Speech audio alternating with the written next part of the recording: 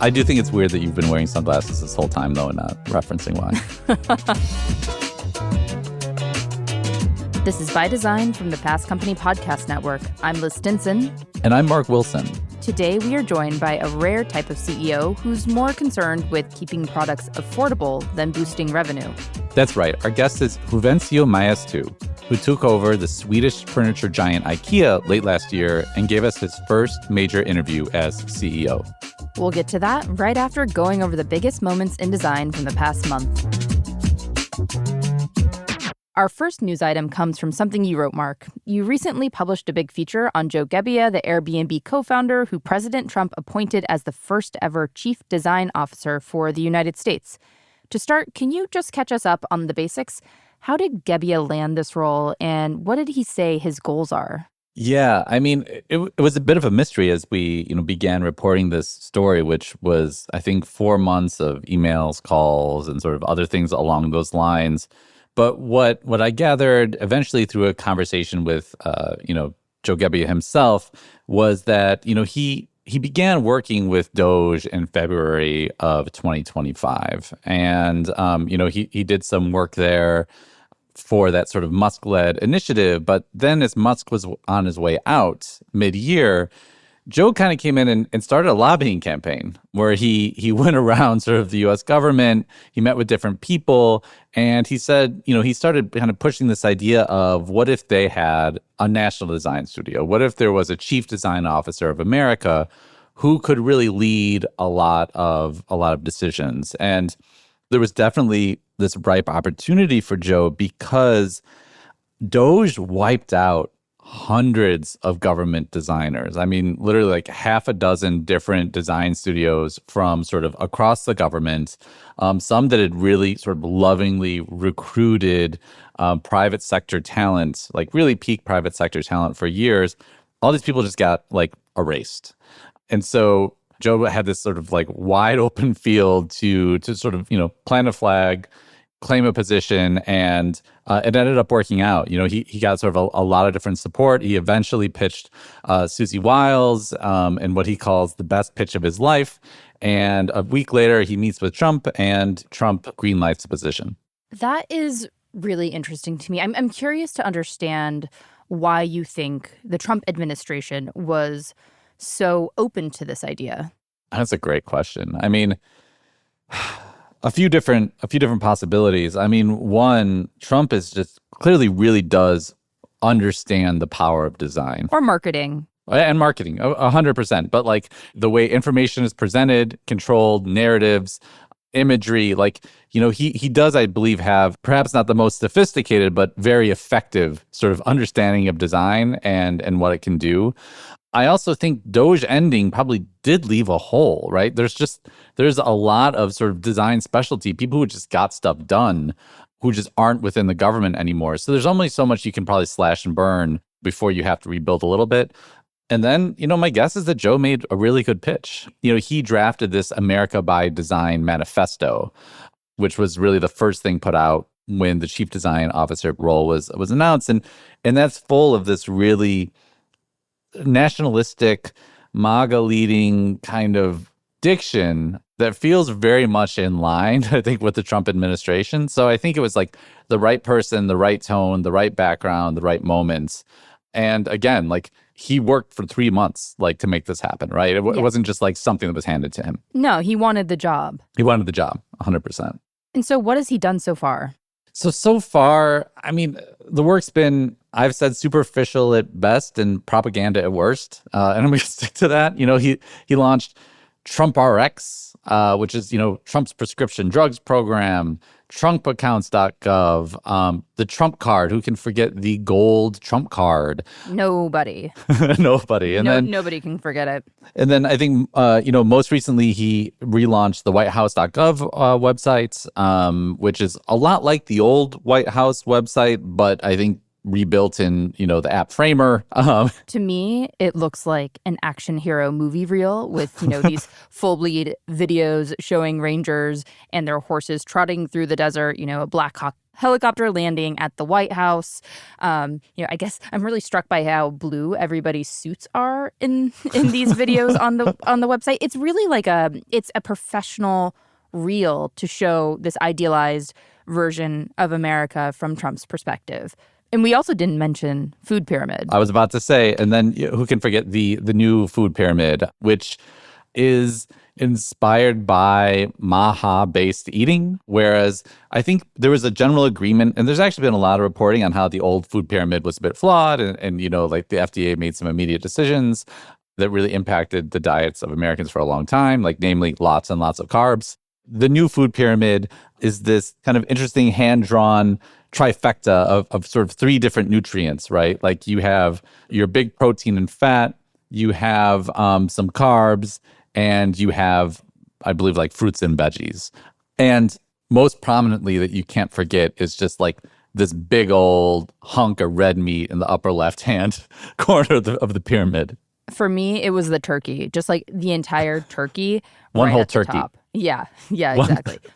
One whole turkey every day keeps the doctor away. Truly, I find the aesthetic of it a little cloying. Like, it's just so try hard. It feels sweet green, the hand-drawn illustrations, I found the information hierarchy of it really poorly done. I just didn't find it to be a well-executed piece of data visualization.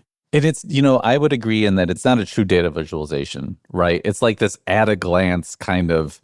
Yeah, but that's not how people are going to take it. That's not, I think that's a really confusing thing for a lot of people. You think people think they have to eat a whole turkey a day? Well, certainly I did. No. Obviously it's not meant to be literal in terms of portions. I just think that flipping it upside down and then giving it this consumerist gloss, it just sort of detracts from the seriousness of it for me. And I know that's something that Gebbia pushes back against because what was his quote in the article? Yeah. Like, should it be boring? Exactly. In my view, I don't know, maybe it should be a little bit boring. I don't have a problem with it being a little bit boring. No, some government services, I did push back when he kept talking about storytelling in our conversation. And I was just like, is storytelling really the job right, of the government? Like, we need services. And he's like, I don't know, should it be boring? And the food pyramid sort of aesthetic approach. But, in other cases, when you look at all of just the gilded stuff he's done for Trump, it's message without substance, right? Or sort of supportive policy. And I think actually, I really get this with the Genesis mission site that he did, which looks very sort of like mid-aughts Apple with like this, Sure. this like black presenting soon website. And it looks fine if you don't realize that, Trump cut National Institute of Health funding, right? Like, and cut sort of all sorts of other different like elements of scientific progress in the U.S. It's just such superficial work. Right. I think the big point you made in your piece, which is so, so important, that this is really a story about intent. Can you have good design? Can you have helpful design if you're executing on an intent that isn't good to begin with? 100%. And what's really hard, though, for me, too, is just to see so much like high-fiving from sort of Gebbia and sort of entrepreneurial peers across X who just like don't realize that they're rebuilding something that was there for a decade, right? Like, Right. We need to get private sector in the government. It's like, it was already there, right? They already did all this stuff. And then I just look at all these points of success there have been. For instance, there was free direct tax filing that the government introduced across 25 states under Biden. It was relatively successful, a great way to avoid TurboTax and sort of all these third-party softwares. And then Trump just turned it off, right? Like, Trump sort of relented to lobbyists and got rid of it. And so what is a government service through that lens? Like, what do we do now? Would it be successful for Gebbia to build that site again and sort of relaunch it? Is that something he can even do? How can we talk about simplifying taxes when we've already seen an eraser of that simplification for sort of other government motivations? And I think that applies just across the board, right? Like, whether it's SNAP benefits or sort of anything else, it's really tough to reconcile the loss of rights being pushed alongside simplification of UX and services. It feels dichotomous to me. Right. I mean, you talked to some other designers about what they think about what's going on. And can you just give us a rundown of what the design world thinks about Gebbia's job, what he's been doing so far? Yeah, I mean, I talked to, probably a dozen government designers, most of whom don't work for the government anymore. And they're generally really upset to see a sort of a wasting away of a lot that had been built. At the same time, everybody admits that government design's flawed, that it's slow, that it's too bureaucratic, that there's decades of old e-government laws that get in the way of every little change you want to make.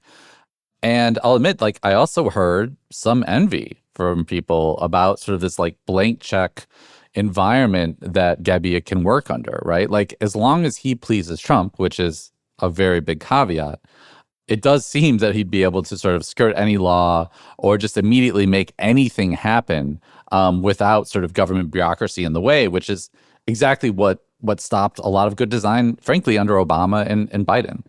Right. Paula Scher from Pentagram had this great quote, and I'm going to botch it a bit, but she said, an autocrat is a dream client because you have one person who says it's good and it's good, right? Like, you're done with the job.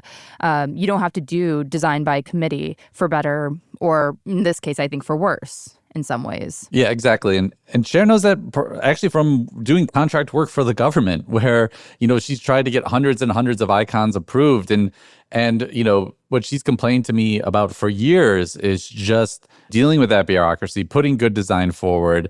And once you get something approved once, her argument is you have to have everything approved once because you're never going to get approved again. Our next story takes a look at one of Apple's biggest decisions of the year, even though it's only January. In a joint announcement with Google, the two companies announced that Apple will be using Google's Gemini AI for Siri and other Apple Intelligence products. Yeah, the news comes more than a year after Apple CEO Tim Cook promised a new era for AI at Apple. At WWDC in 2024, Cook introduced the world to Apple Intelligence, which is meant to be a layer of generative AI that is deeply embedded in Apple's products. In reality, Apple Intelligence has fallen short of expectations. Would you say that's fair, Mark? I think that was more than fair, yeah. Yeah, the company has trailed its competitors in AI, and now Apple will be getting a custom-trained model that will help it do more of the things people want and expect from AI. But, it's just not its own model, technically speaking. Reports put Apple paying Google $1 billion a year to license their technology for this. And look, I think that's a deal. You wrote a story with the headline, Apple just straight up robbed Google. I mean, just for a little point. Okay, so for $1 billion a year, Apple gets access to what may be the best AI model in the world, right? One of the top 2 or 3 at this moment. Like, who knows what it'll be in 2 weeks. For $1 billion a year. Right now, for Google to get like the preferred search engine placement in Safari, Google's paying Apple $20 billion a year. So just to spell out this economics a little more, for Apple, that's like just like adding a hyperlink in the right part of the software, right? But like Google is doing this foundational model training, and this stuff is expensive, and it's getting more and more expensive by the day. Like, back in 2020, the ChatGPT 2 to 3 sort of era cost a few $1 million to train one of these models, right? But as they aggregate more and more and more data into them, it's growing a ton. And so reports show ChatGPT 5 costing between somewhere like $500 million to like $2.7 billion to develop. What is driving that cost? Is it just like the sheer size, power, like the number of people who are actually using the product at this point? This is actually just the training. It's not even the day-to-day use of the product yet. So this is just to build this training model. And it's everything you're hearing about, right? It's the data centers sucking in lots of power to process just more and more data because they keep putting more data into these models to make them better, right? And then they often will go through a few rounds of training if they aren't getting what they want. Apple just divorced itself from this AI training race for a long time. And no one really sees how much money they've saved. But I actually just think looking at what they're doing now, they can pretty much instantly catch up with the best in class technology and plug it into their platforms.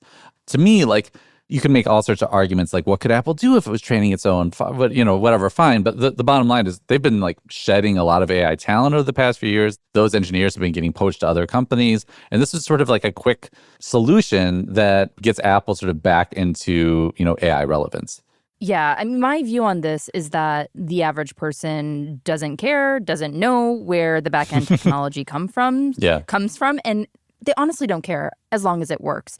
And Apple has built its reputation on creating this really beautiful user experience. And if you can't deliver on that with your own technology, then you have to go out and buy it. And I think from that perspective, it really is a smart move for Apple because people just want to be able to use AI on the device that they're accustomed to, right? And if Apple keeps botching that with a Siri that can't answer basic questions, people are going to lose faith and they're going to move to something else eventually. I think the challenge, though, for Apple and why this is pressing is that everybody is trying to build this AI assistant. I recently reported an essay about how, many different companies, this includes Google, this includes Yahoo, companies like Superhuman and Proton, they're all starting to mine your email inbox, and they're all thinking about how AI can work with your email inbox. And the reason that's so compelling to all of these companies is that email has so much precious data on you that most assistants don't. And that includes OpenAI's ChatGPT.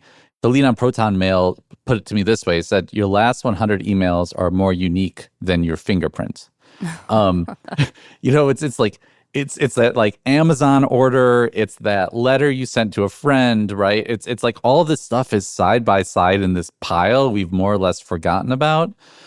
And that intimate data, I do think you're going to see Google increasingly try to mine that. And I think when that happens, I think Apple's going to have growing competition, essentially, until they get Siri really going.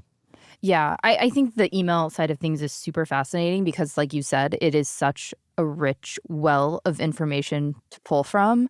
If you want to build these personalized and predictive relationships with technology, which I think at the end of the day is sort of like the gold standard for what an AI assistant, even if we don't call it an assistant, can do, right? I think Gmail surfacing your, tasks that you need to do without you digging through your email is a really useful thing. And what's interesting about email is that I think people will be really open to it because email is a pain point for almost everybody, right? We live our lives in our inboxes in some ways. And so giving people this really solvable problem in a really practical way, I think is ultimately going to be a backdoor into winning the AI assistant wars. Yeah. Instead of a machine that can do anything, it's a machine that can do something. Mark, for our last news item, I wanted to talk to you about this new trend that we both have been noticing, where big news figures are driving viral fashion trends. Yes, it's memeware. That's a really good term for it. But yeah, it's really hard to pinpoint a start date for this trend, but I'm going to try. So last year when Luigi Mangione was on trial, his sweaters and loafers drove people to search a very specific term. It's Luigi Mangione outfits, which spiked by 350% on Google at the time. That sweater, it was this deep, what would you call it? It's like a oxblood, maybe? Yeah, so there were actually two, I believe there are two sweaters, an oxblood, and there's a kind of a beautiful forest green one too. And I think both of them ended up going fairly viral. Right. Well, this sweater was tracked in Nordstrom, where it sold out immediately. So there was that. And then this year, when the United States captured Venezuelan president Nicolas Maduro, he was brought in wearing a gray Nike Tech Fleece getup.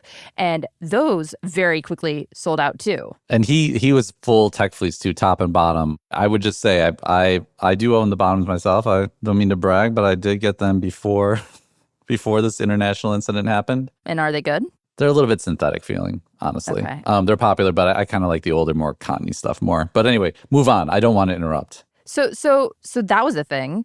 And then at Davos, France's president Emmanuel Macron took the stage wearing aviator glasses. It sparked a confused response from the media and the They were internet. like, "Are you Biden? What are you doing?" Right. Well, apparently he had a broken blood vessel in his eye, and so that was the reason. But yeah, the internet tracked down the glasses, which appeared to be a 650 euro pair by the French brand Henry Julien.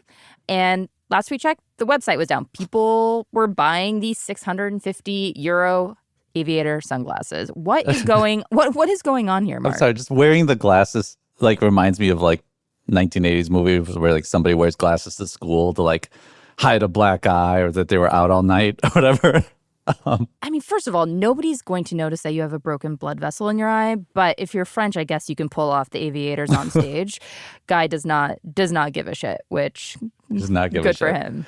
I mean, look, it's a fascinating phenomenon. I'm kind of two minds on it. On one hand, this has been around for a long time. Like these are all the recent stories, but like celebrities have always impacted how we dressed, right? In 1967, Faye Dunaway wore a beret and Bonnie and Clyde.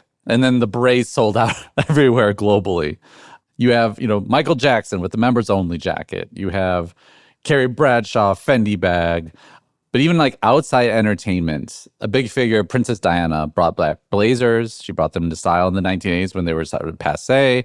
She had a major viral moment around this charming black sheep sweater that once I read the story, like I really want this sweater now. So I very much get it. And to some extent, I think this is just like a real world meme for people where instead of something just being a TikTok trend or something you might try, like it's literally like a physical manifestation of a news item, you've been reading about. And it's sort of a way of participating in that without like going to a live concert, or something like, something else. And with Mangione, he became this kind of hunky style icon to some. And I think that people were probably buying, the oxblood sweater out of some level of solidarity. My guess is with Maduro and Macron, like it's probably a more ironic response. I don't know what you think about it. Interesting. I think it is really interesting that you brought up, Princess Diana. I think that is like a much more one-to-one influencer scenario. I mean, that's like very modern day where a celebrity wears something posted on Instagram, it sells out. Like that makes total sense, right? Like that is how fashion works. I like how much you're resisting calling Princess Diana the original Kim Kardashian, which I think was smart. It was smart you didn't say that. Yeah, but with something like Maduro, I do think that was ironic. That was sort of just like this very online moment that happened. Yeah, it's like shit posting in fashion. Exactly. But I think with I don't know what's going on with Macron. I think that it's less ironic. And maybe one theory I have is that it's almost like a form of protest, right? There's so much anti-American sentiment right now. I'm probably reaching here. Maybe people just like the sunglasses. I mean, the sunglasses do look pretty good. I will say the French know how to make an aviator glasses. I do think it's weird that you've been wearing sunglasses this whole time, though, and not referencing why. I mean, listen, I lose every pair of sunglasses I own, so the fact that I'm wearing them at all, you should be impressed by that. We'll be right back for our interview with Ikea's CEO.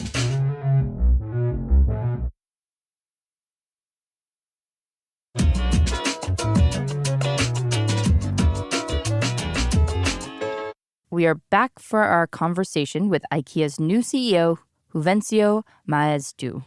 I had a chance to talk to Juvencio shortly after he took the job last year and, was really interested in having him on the podcast. Yeah, Ikea is in a really unique position from both a business and design perspective, given that it's owned by a private foundation rather than being a publicly traded company. Yeah, I mean, they are the largest furniture manufacturer in the world. And that positioning gives them a unique advantage to try different things in different markets. And as you'll hear, I think really focus on making its offerings as affordable as possible for as many people as possible. So here's our conversation with Juvencio. Well, Juvencio, obviously we had a chance to connect when you first took over sort of position as CEO. And it's still early days for you. I know you've sort of done a worldwide tour, looking at what you wanted to update with IKEA. And I guess I would love to start, though, a little farther back, because all of us have an IKEA touch point. I think that's why it's such a fascinating brand to cover. I bought my first IKEA furniture when I was in college and sort of decked out my dorm literally like it was out of the Fight Club ad. I mean, like it was a full out IKEA catalog sort of installation. But I'm wondering, what was your first piece of IKEA furniture? I was not working at IKEA, and my wife was working at IKEA. It was probably in 1994 when we got married, and I bought almost the entire home. At that time, it was a small apartment in Madrid. We didn't have too much money, and then we bought almost everything at IKEA. Do you remember specifically any particular pieces that stood out that really wooed you? Yeah, I think one of the furniture it is not that one, but one of the furniture has been more at home, has been the sofa Hector, the three-seater. And I still have it, not the original one, because then I sold it as second-hand before I moved to another place, and I bought another one. But it has been with me more than 20 years now. What do you love about that? It's a speaker of the democratic design at IKEA. You know, democratic design is about 5 things coming together. It has to be design, it has to be the functionality, it has to be the quality, it has to be the sustainability, and it has to be the affordability. And this is a fantastic speaker of this 5-dimensional democratic design. But you know what I love the most is the siesta time for me in summertime. That is a distinctly Spanish attribute to that couch, I would say. It is. I do love that. Hector, perfect for the siesta. Yes, exactly. Yeah. It's not meant to be as the sleeping function, but I use it in summertime. I love the choice of the Hector because I say this with a lot of love. Not the coolest piece of IKEA furniture, but a very kind of classic. It's classic. This is, like a very classic sofa that looks like you could sort of drop a new drop cover onto it or sort of anything else. It's exactly as you say, Mark. It was 5 years ago. I had outdoor under a canopy in my summer house. And then the cover was a bit tired. And it was 5 years ago that I bought a new cover. And it's still as good as 20 years back. Oh, wow. That's fantastic. I mean, I think that's really a selling point of IKEA is that so many of your products do have this long lifespan that you can update. I mean, just to go back to my own first experience with IKEA, when I was in college, we did not have an IKEA. We had to go to Target. I went to the University of Nebraska. There was no IKEA in Nebraska at that point. But then when I moved away, I discovered what IKEA was. And it was mind-blowing to me that you could go to this one place and as a fresh out of college professional, intern really, I could afford to buy a bed. That's a pretty mind-blowing proposition, I would say. Yeah, and the important thing is exactly, Liz, you go to the very essence of the IKEA business idea, because we said the IKEA vision is to create a better life for the many people, and then home, it's the most important place in the world for us. So we are in the life at home business, and you can hardly achieve that if you are not affordable. So for us, the many people inspire us and challenge us to keep prices low. Otherwise, you cannot reach the many people. And this is very meaningful that everybody, regardless of the size of the wallet, has the right to have a better life at home. While we're on the affordability topic, in 2024, IKEA dropped global product prices by 10%, which I believe, at least in what I've read, was the largest annual price drop in company history. I'm just curious, looking back, given where we are now with inflation, with tariffs, was that a good decision? It was extremely good. It was more than 2 billion euros. And why do I say this? Because for us, the way we achieve our goal is not only revenue money, it's also revenue measuring quantities. It's about how can we be present in as many homes as possible, because that was the wish of the founder, that as many homes as possible should have IKEA. So for us, quantities, it's as important or even more as revenue in money. And that's why this last year, for example, we had a slight decrease in the revenue, but we had an increase in quantities. And this makes us really proud. And then, of course, that comes with a beautiful challenge that you have to optimize the whole P&L structure and the whole cost structure to be able to keep running the business. Otherwise, you cannot run a sustainable and long-term business. I think it was a right decision, and we are inspired to keep doing that because the world will require more affordability. And then the second dimension of the affordability is the sustainability, because for us, the volume has to be in a sustainable way. And we are committed to the Paris Agreement. We have reduced more than 30% in absolute terms, scope 1, 2, and 3, our footprint, despite of the 24% in growth.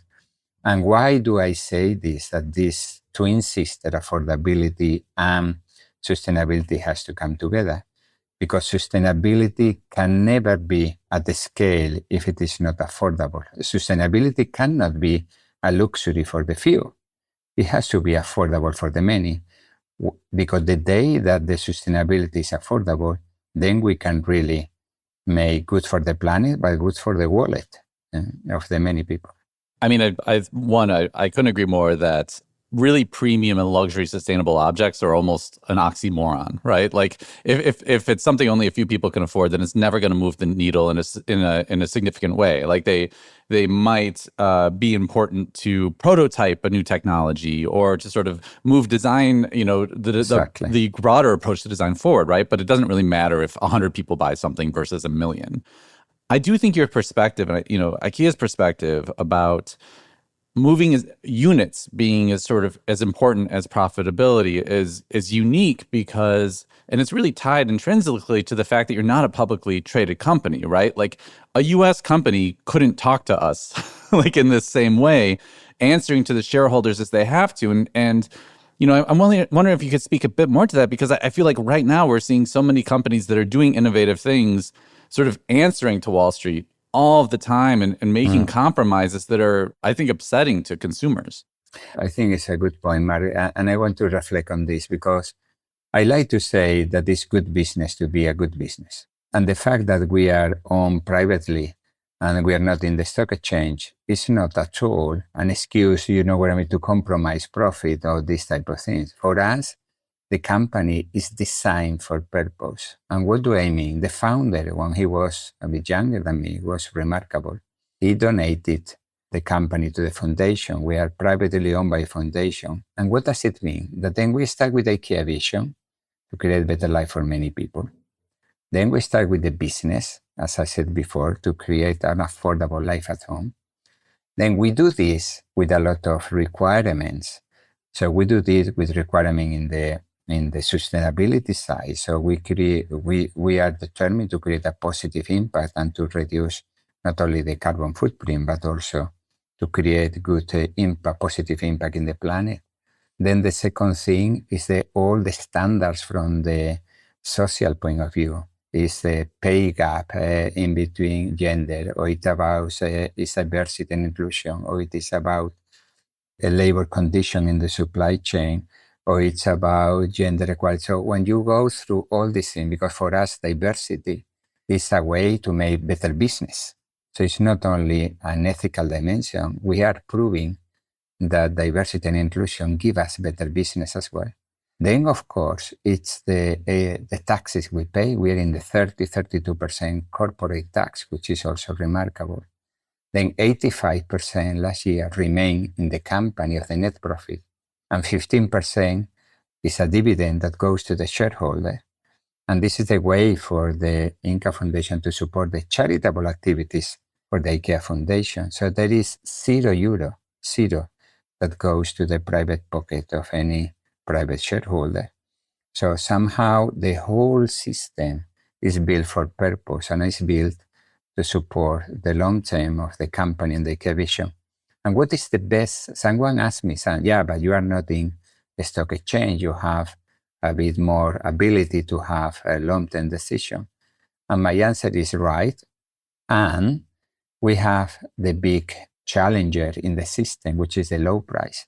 We committed to the founder to keep low price on a permanent basis. That's why you cannot have low price if you don't have low cost. And low cost is a way to build a resilient business for the future. So it's actually very inspiring.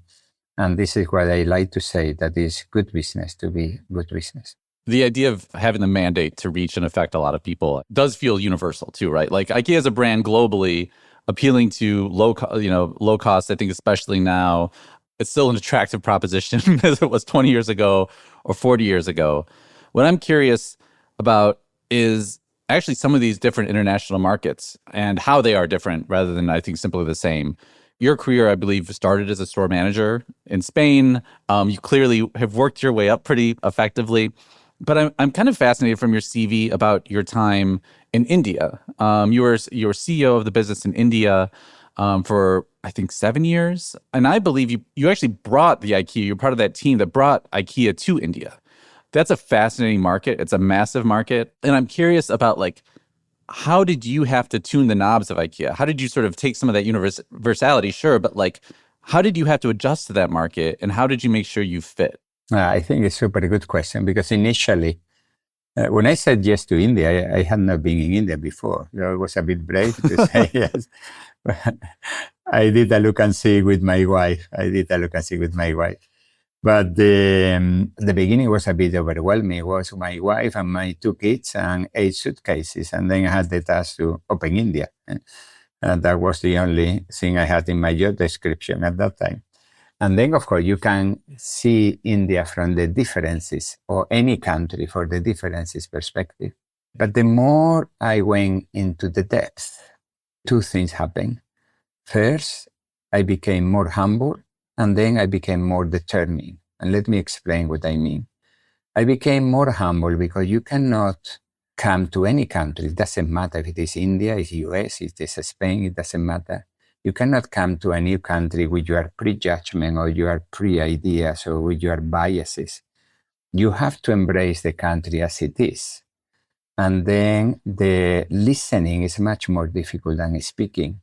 And coming to a new country is a deep, deep commitment of listening. And listening from the heart, not only from the head. And it helped me massively. I decided not to have consultant at that time and not to have company supporting. I decided as to experience the depth of India at that time. And that meant that I chose to speak with many people and to listen to many people. And then you start to see that country, in this case India, from inside, not from outside. And then you start to understand things. I remember we set up a dark store. We imported more than 1,000 articles, and not a pop-up store because we didn't open for the consumer, but we invited hundreds of people for 1 week, not to sell, but also to listen to them. So you invited people into the store with about 1,000 IKEA goods, and you were basically like, give us feedback. Exactly. It was a temporary location. So you wanted to see what they were buying, right? Exactly. Like, this is in part what this was too. Yeah. At the end of the day, the IKEA product is based on deep understanding on the needs of people at home. And we love food in IKEA, so Indians. We love children in IKEA, so Indians. We love value for money, so Indians. We love multifunctional home, even more Indians. And then at the end of the day, we found that there were many similarities. And then the second thing is that we were about to launch the prices. And then I said to my team, have we done everything to secure we have low prices? Because you only have one chance to open a new market, even more such a market of 1.4 billion people. Right. So if you were perceived off the bat as sort of inexpensive or like a good value or an okay value was really critical to your long-term success. It was critical because if you have little money in your wallet, you even want the product to last longer. You are even putting more demand. So it's not true that low income means low quality. You are even putting more demand on the quality of the product. And that helped us to really connect with more people. And then by listening to people, we went to different places and met different people. And then we decided at time to launch more than 2,000 products of less than 200 rupees at that time, which was a remarkable effort. So I think the good thing of entering a new country, and especially if it is outside Europe, is that it helps you to be more humble and more determined. And both are needed to lead companies in the future. In the future, we need to lead companies with high level of humbleness. And then we also have to be more determined to believe even deeper in the things that are critical for the future. Mm-hmm. I'm thinking a lot about our last conversation. We had talked about sort of IKEA's growth being relatively stagnant, right? Like not growing a bunch year over year. But I guess I'm curious, you look at the market like India, you said India was one of your most important markets and China was one of your most important markets. And I'm curious from your experience in India that you've had and looking to China, are we going to see sort of a strategic shift in those countries? Or I'm curious what that would be. Like, what is the opportunity there to still be unlocked by a company as large as yours that I assume has already localized a lot of its products for the market, is already expanding quite a bit in those markets? Where do you go from here? And I guess what's unique about those two sort of giant markets in particular to you in terms of opportunity? First, I want to say, Marta, first we have growth opportunities everywhere. So we have opportunity. Of course, Europe has been our home market for many years, but we can still grow in Europe significantly. And then we can still grow, of course, in US, which is a very important market for us, and we can grow in Asia as well. So we have opportunities to grow everywhere. And this is, of course, my focus as well. Then in the Asian markets, you have to be relevant in the range, but also you have to be relevant in the way you merchandise and you connect this and you distribute these products. And then, of course, the power of the platform and the powers of the digital are very relevant in this market. And you need to find a formula which is both physical and online. But at some point, people need still to socialize. We are operating an omni-channel company. Today, 30% of the IKEA sales are online. And someone asked me, what is your goal? And I said, I don't have a goal in offline, because this is for me the outcome of interacting in an omni-channel way with IKEA. My goal is, of course, to create omni-channel capabilities and inspire many people to keep coming to the IKEA. Speaking of China and stores in China, IKEA recently announced that it would be closing 7 big box stores in China while opening 10 smaller format stores in the country.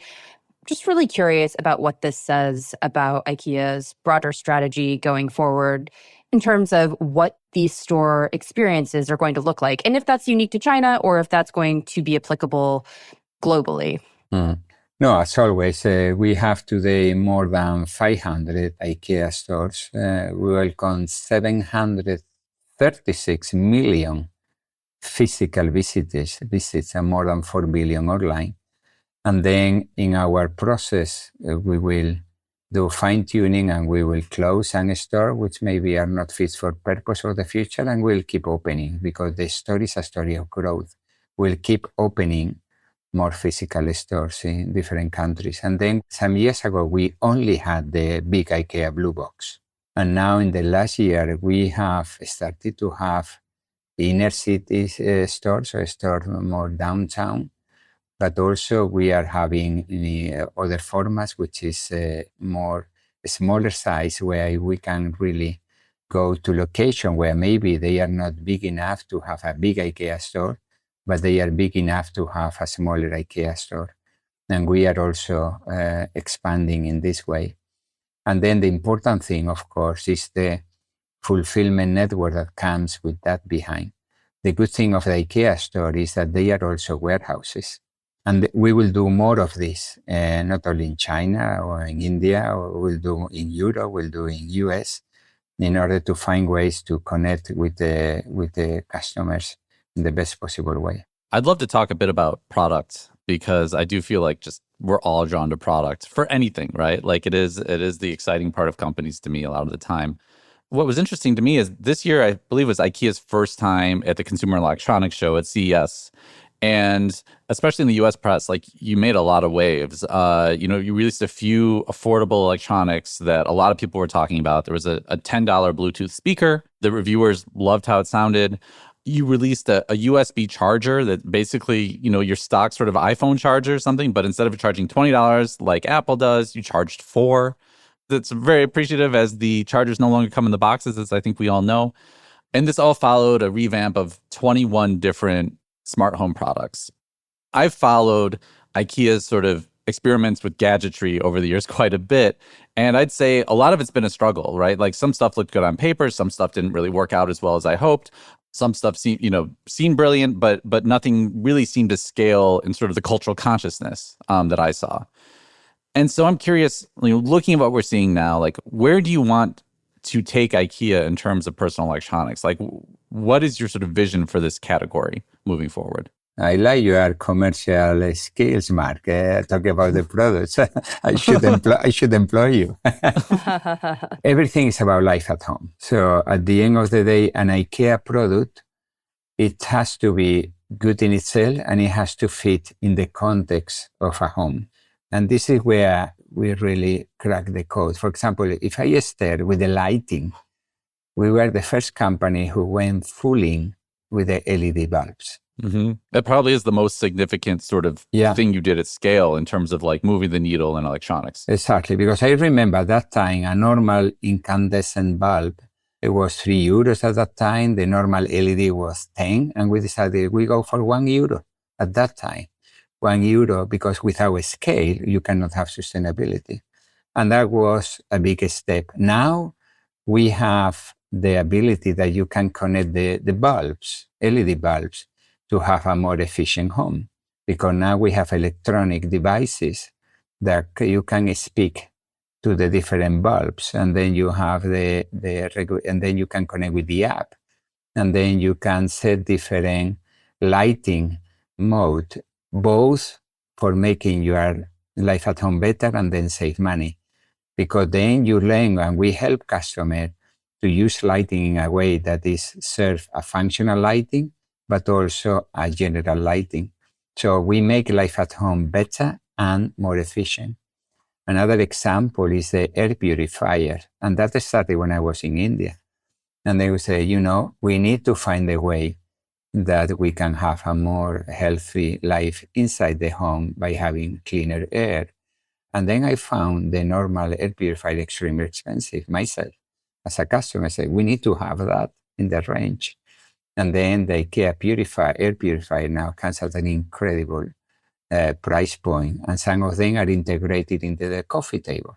So what you have is a coffee table, but in reality, it's an air purifier. So what I try to say is that the more that IKEA can connect with home furnishing and life at home, the better. And this is the angle that we are taking. Life at home as your filter is kind of interesting because it means to me that you would never make like a smartphone. I'm trying to think like of that line between the electronics we only use at home and the electronics we use elsewhere. And it does feel somewhat specific in terms of like the competition you'd be willing to get into. Yeah. And as I said at the beginning, for us, home is the most important place in the world. And we are in the business of life at home. And it's important that you make a clear choice because this is where you can cement your competitive advantage. We have a massive, massive knowledge and competence on how to solve the needs, the frustration, and the dreams for a better life at home. And we have to stay there. Yeah, I do think IKEA is unique in that it has such immense scale that bringing technology into your product offerings can be impactful in a way that a technology-focused company alone really cannot be. I mean, you just have a completely different perspective on how to integrate technology into products, right? Like an air purifier and a coffee table. Like the average tech company might not think to do that and probably would not execute on that. It can't sell it with a straight face for sure, right? Right. Like in a way that people actually would want to have in their home. I mean, less a question and more a comment. And I think it just sort of speaks to the ambitions of IKEA as a technology company in addition to a furnishing company. I agree. And technology, and I think it's important, does not only apply to microchips and this type of thing. Technology also apply the way that the products are designed and the products are built. Take, for example, an IKEA mattress. An IKEA mattress comes for 10 years guarantee, at least 10 years guarantee.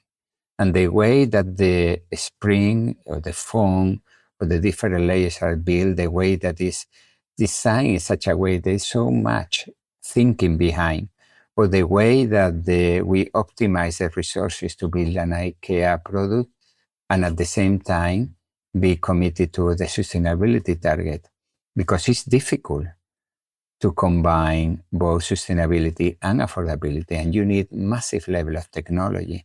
I like to have an expansive way of thinking with technology.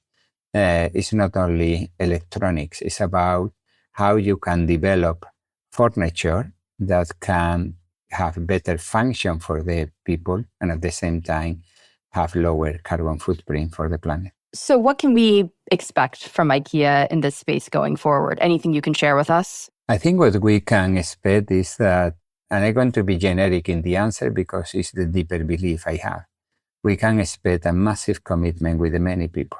And then we can expect that we will keep making a range that fits your budget. And then we can provide solutions for homes today. I am traveling to many countries in the world, and housing costs is not going cheaper. It's going more expensive all over the world. House size is getting smaller. And then even in many places, home for many people is just renting one single room in a big house. So this is exactly when IKEA is extremely committed, because then we can provide solutions for a better life at home, regardless of the size of your home or if it is just a bedroom. So we can expect even more commitment in the future to the needs of the many people. And then, of course, the IKEA range has to always be satisfying that. At the same time, the IKEA range can be used in many different ways. I was having a nice, we had a fun the other day in an IKEA store. We are talking, there is I don't know you have seen, it's an IKEA bag that is used for, it's called Istag, and it's used for food storage, because of course we want to support customers to prolong the life of the food and to have reduce the food waste. And then this is a fantastic, it's called Istag. And then we are talking the other day, I said, what can you do this with this bag? And then of course it's food storage. Yeah, but it's also the food when your children go to school. But it's also the toiletries when you go to the airport.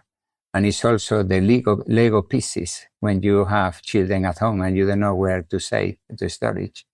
And it's also the way to keep a wet swimming wear when we go to the swimming pool. So what I try to say with this small example is that IKEA is about providing solution for the many people at affordable price. It feels like through that lens, if IKEA is all about life at home and solidifying that life, and a life that is growing, I think, more expensive, as you said, about housing prices and everything else, is your competition not so much other home companies as it is all life outside of the home? I love that question mark. What is your competitor? Okay, you can have a traditional way of competition, which is companies operating in the same business, in the same category. That, of course, this is a normal competition. But I say, for me, the biggest competition is how much is left at the end of the month. So you're after somebody's core expenses, you're saying, of like Exactly. housing, food, whatever else, like that expendable income, essentially, you're elbowing everybody else for. Exactly. What do you use this money for? Is dinner because you have a date with some person you love? Or it is 50 euros that you pay as a mortgage for a small motorbike you buy? or it is a saving to take your children to the park. So what do you use? So for me, this is really competition. How can you really compete with what is left? I am economist by profession, but I don't like to see the economy with macroeconomics. I like to know GDP, and so I like to see economics by how much is on the people's wallet and how much is left halfway in the month. And this is where really competition starts. Would IKEA ever consider life outside the home? I guess is my question. That is a question that you can ask in 100 years to someone else, but for the next 100 years, it's life at home. No, but it is truly. So I said to my kids the other day, we are coming, it was rainy and bloody cold. And then we came home, and then I was literally opening the door of my home. And then I stopped and I said to my kids, they are 28 and 25, they are not small any longer. But I said, pay attention to this moment. I am opening the door of the home. It's such a privilege to have a home to be back. It's we take it for granted, but you cannot take this for granted, even more in the world we live in. And so that's why it's so meaningful, the life at home. This is not about selling furniture. This is about better life for the many people, and home, of course, is the most important place. All right, we are back for our final segment, Hot or Not. We're going to run through some different designs from the last month, deciding hot or not, and our producer Cody will tee them up for us. Cody, what do you have? Welcome to our first segment C of 2026. Our first item is Honda 2.0. Honda is describing this new logo as a second founding for the company. And what it looks like is it eliminates the frame around the H and it widens the H into what Honda calls two outstretched hands. And as Fast Company writer Hunter Schwartz describes it, it is very Tron-esque, and I think I agree. Whether that is hot or not, I'll leave up to you two. So I actually like this because it doesn't read as overtly electric to me. I mean, it does a little bit, but not as much as other car makers who have tried to rebrand for the EV age. Its shape is slightly, I don't know, it's slightly wonky, but I kind of don't hate it. Like, I think it works, and I think it works as Honda is going to be expanding this out beyond its electric vehicle line. I'm definitely hot on this, actually. I think it's a really well done logo update. I agree about its shape. It almost has a mid-century vibe. There's a width to it, almost like a mid-century chair. I agree. It doesn't read overtly electric. I just really actually like the wider proportions in general. It has a little bit of, vintage aerospace to it. I'm here for it. Hot. Hot. Double hot. Double hot. Wow. I thought we were leading tepid at first, Liz.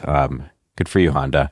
Next up, TurboTax's first brick and mortar physical retail store, I guess you can call it, opened up in Soho. In case doing TurboTax online isn't enough, you can go do your taxes in person again. It is a Japandi styled interior, lots of plants, lots of plush sofas. There's a 30-foot long screen. There's a coffee bar. Fast Company's Diana Buds writes that it's a Gensler design space that reads more like the lobby of a wellness hotel than a tax store. What do we feel about brick and mortar TurboTax? I want to say not, but the truth is I just couldn't hate this thing more. Like, there's no more negative term I can offer, I guess. Look, TurboTax introduced this biophilic design to make doing your taxes calming. But TurboTax, owned by Intuit, is just like the biggest trash, terrible company there is. Like, I've longed to write like TurboTax is the worst company in America for a long time, because like they actively lobby for people to not to be able to file their taxes easily. So like, I don't care what kind of like starchitecture crap they're building. It has nothing to do with what the company really believes in, or else it would cease to exist. Okay, that's a big no for Mark, and also it's a no for me. I mean, look, like, I will acknowledge that it is better than going into an H&R Block and sitting on a plastic chair, but echoing everything that Mark says, like, Don't open up a store in Soho. Make your interface better. Work with the government. Like, let people file directly and for free. A pretty Soho store is not going to solve these problems. Though, if you can use it as a public bathroom in Soho, I guess there is some value. I mean, I'm not sure it's worth the tens of millions of dollars of sort of tax money that they have gotten to simplify taxes for us. But yeah, free public bathroom. I'm here for it. Hopefully it lasts longer than April. It's kind of giving like a Capital One cafe type of vibe. Except, totally. Definitely. Two of my favorite places to pee in Soho. Next up, Graza Mayo. The iconic millennial olive oil brand, as I'll call it, is stepping into the condiment space. They've got at least 3 offerings, 3 that I could find. There's the fancy mayo squeeze.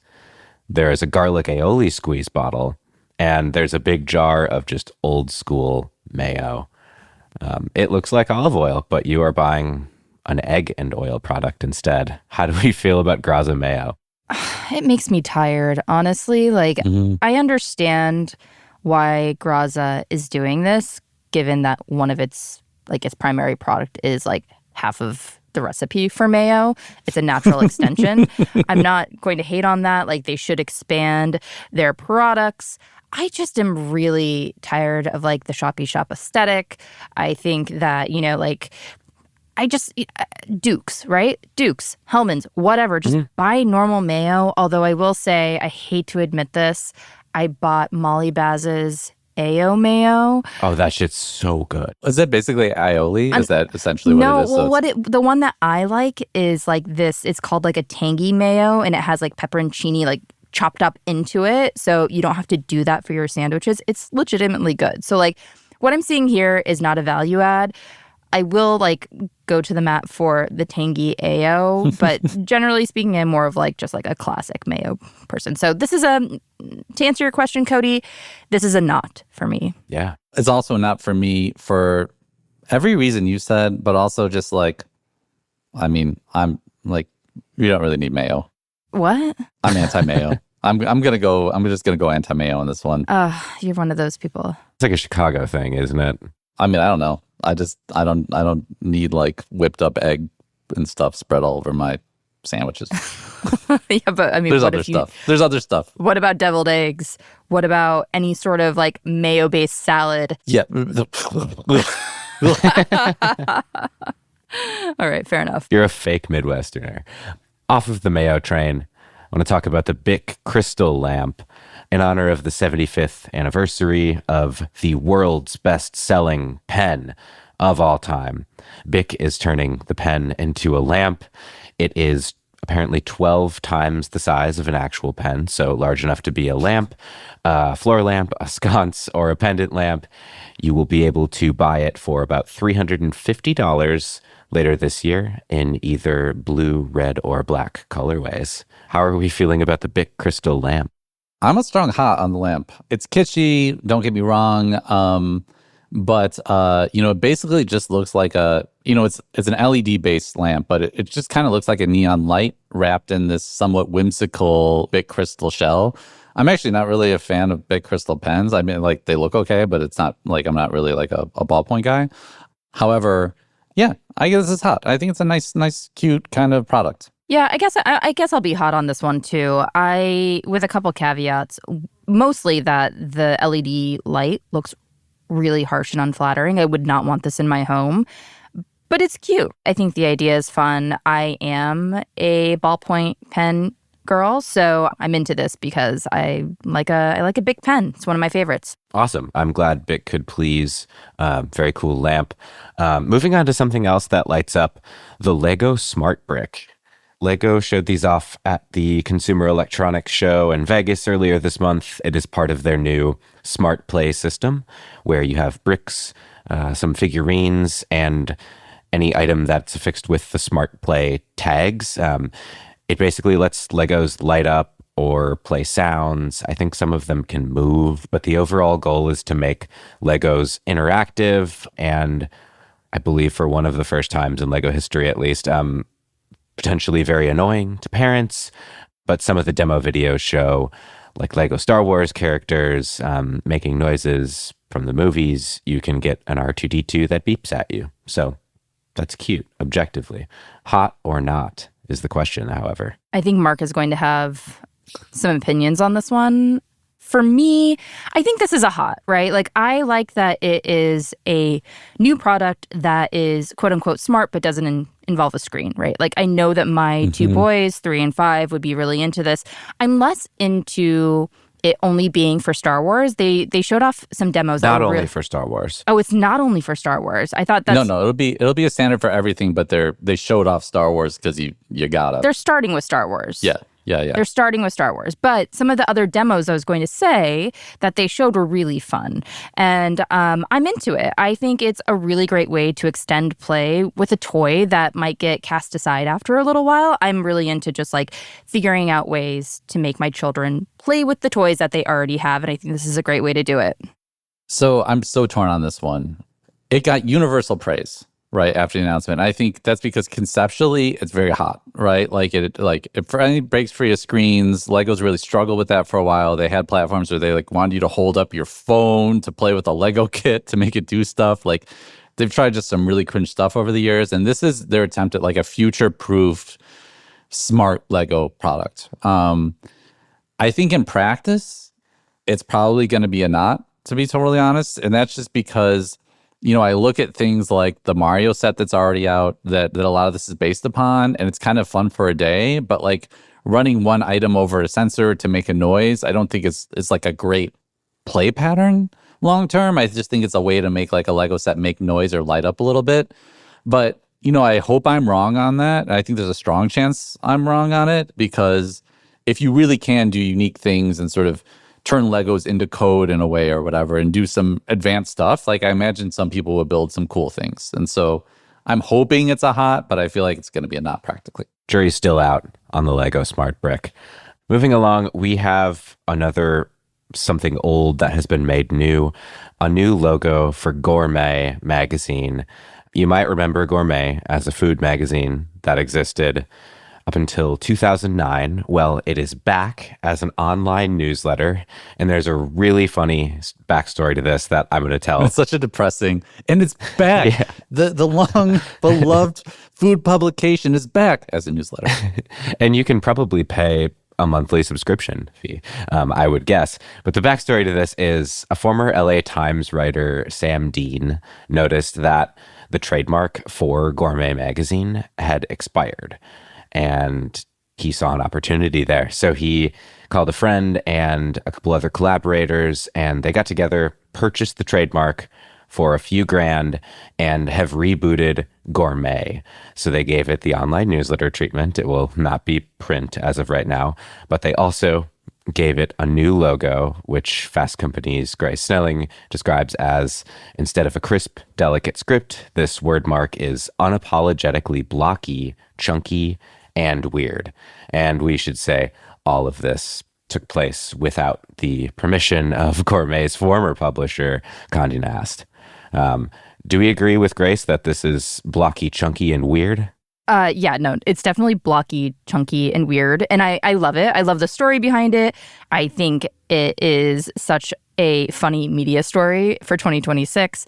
Their creative director described the logo as having shit-stirring energy, which is amazing. And I think we generally need more of that in media. Now, do I think it's like legible? Do I think it is elegant? No, but I do think it is really fun and different. And I'd like to see more magazines trying stuff like this. Online newsletters, but yeah. Well, asterisks. I mean, fair enough. Yeah, current moments in media aside, I mean, it couldn't be more of a not for me. I don't know, I might hate it as much as the TurboTax Soho store. Wow. For a few reasons. One, like shaking up food media and stuff. I mean, when a publication like David Chang's Lucky Peach launched years ago, it was quirky, it was artistically expressive, it felt analog, but it wasn't just reactionary. And, it wasn't just shit stirring to get attention because something is just a trademark that was purchased. In this case, I see this logo as nothing more than a reaction to the old logo, right? Into the old brand, into the old Gourmet brand. And so it's really just like, let's light the old brand on fire to draw attention, to be like, hey, we're the new Gourmet. I don't know. I don't think it's like, I don't think it's a great piece of craft. I don't think the perspective is that good. I don't think it looks very good. I don't think it's very clever. Why buy gourmet for anything other than the word then? Which is what that word is probably worth its trademark. Like, it probably is a good investment. But in terms of brand, like, they didn't do anything with the brand. They just burned the old brand. I think it's okay to burn the old brand. I don't have a problem with burning the old brand. And I think you're right. It probably is a little bit of a reaction, but I think we're maybe not giving enough credit to the creative process that goes into creating a logo. I don't think like they're sitting there and being like, how can we do the most anti-gourmet thing possible? I mean, one of the things... I don't know if that's what they asked, but that's what they did.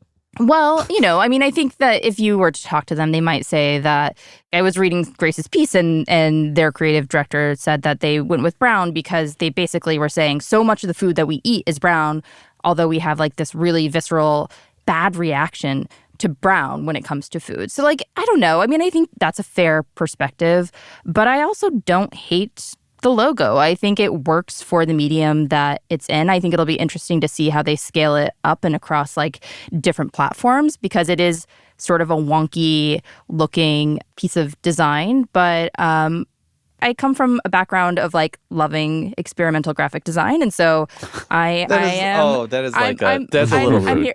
I'm here I come for from it. an experimental film and graphic design background. Like, I'm not like opposed to taste. I like championing people doing something different, like, reactionary or not. I do too, if they have like a great artistic point of view.